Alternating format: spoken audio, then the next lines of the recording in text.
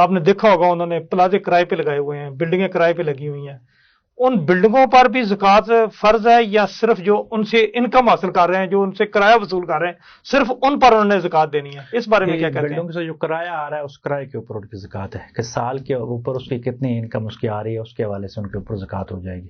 کیونکہ جب وہ کرائے پہ دے رہے ہیں تو وہ معاشرے میں دولت کا ارتکاز نہیں ہے نا، اس کرائے پہ اور لوگ بھی تو بزنس کر رہے ہیں، یعنی کتنے لوگوں کی دکانیں چھابڑیاں لگا رہے ہیں، تو ان کا بھی رسک چل رہا ہے، اس لیے اس اماؤنٹ سے جو کرایہ آئے گا اس کے اوپر آئے گی.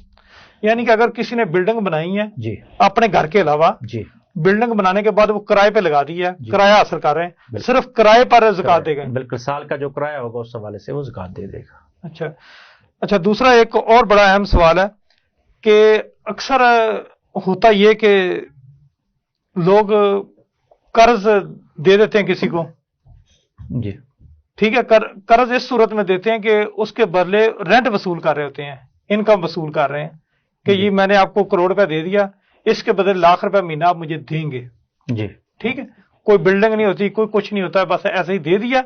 یعنی کہ جس ٹائم جس نے لیا ہے اس نے یہ کہہ کر لیا کہ آپ کی یہ میں بلڈنگ ایک بنانے لگا ہوں، اس میں آپ کی انویسٹمنٹ کر رہا ہوں 1 کروڑ روپیہ، ٹھیک ہے. آپ کو ہر مہینے میں 1,00,000 روپے دوں گا اس کا کرایہ، جبکہ بلڈنگ موجود نہیں ہے، ٹھیک. کرایہ دے رہا ہے. کیا جو کرایہ وصول کرنے والا بندہ ہے اس پر زکوٰۃ دے گا یا نہیں؟ جی وہ اس کرائے کے اوپر تو زکوٰۃ دے گا. اب بلڈنگ اگر بن رہی ہے تو پھر تو ایک الگ مسئلہ ہے، ٹھیک ہے، لیکن بعض لوگ ہیلے بانے بھی ہمارے ملک میں کرتے ہیں کہ اصل پیسہ کام وصول وہ کرنے نہیں کا ہو رہا. مختلف جی طریقہ ڈھونڈتے ہیں. جی، تو ایسے حوالے سے میں سمجھتا ہوں کہ اس وقت اور نوعیت کے حوالے سے جو مفتی وہ فتویٰ دیتا ہے اس پورے پیٹرن کو پڑھ کے، کیس اسٹڈی کو پڑھ کے. لیکن سمپل مسئلہ یہی ہے کہ اگر بلڈنگ بن رہی ہے، بعض ہوتے ہیں 5 سال کا پروجیکٹ ہے، آپ نے 5 سال سے قریب 5 کروڑ لے لیا تو 1 لاکھ دے رہا ہے، تو آپ پھر کرائے پہ ہی دیں گے کیونکہ بلڈنگ تو بن رہی ہے. لیکن اگر بلڈنگ سرے سے ہی نہیں بن رہی تو پھر آپ دیکھیں، آپ اپنا اندر کا جو ضمیر ہے وہی تو آپ کو بتا سکتا ہے نا کہ یہ آپ کی انویسٹمنٹ ہے یا کرایہ آ رہا ہے.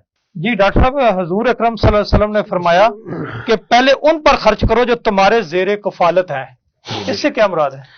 وہ یہ ہے کہ آپ کے، جس طرح میں نے ابتدا میں بتایا ہے کہ جس طرح باپ کے لیے بیٹے، بیٹوں کے لیے اس کا والد، والدہ یا بہن بھائی، آپ کے جتنے رشتہ دار ہیں تو ان کے اوپر تو فرض قرار دیا گیا، ویسے بھی یالداروں کے لیے. اب کوئی آدمی اتنی کنجوسی کرتا ہے کہ وہ صاحب ثروت ہے لیکن اپنے بچوں کو اچھی رہائش نہیں دے رہا، اچھا کھانا نہیں دے رہا، وہ زکوٰۃ تو دے رہا ہے لیکن اپنے بچوں کو آنکھ مار رہا ہے. اسلام تو کہتا ہے، حضور علیہ السلام کی حدیث کا مفہوم ہے کہ اگر اللہ نے آپ پہ کشش کی ہے، آپ پہ اللہ نے اپنی روزی وسیع کی ہے تو آپ کے بدن پہ نظر آنی چاہیے، آپ کے جسم پہ نظر آنی چاہیے.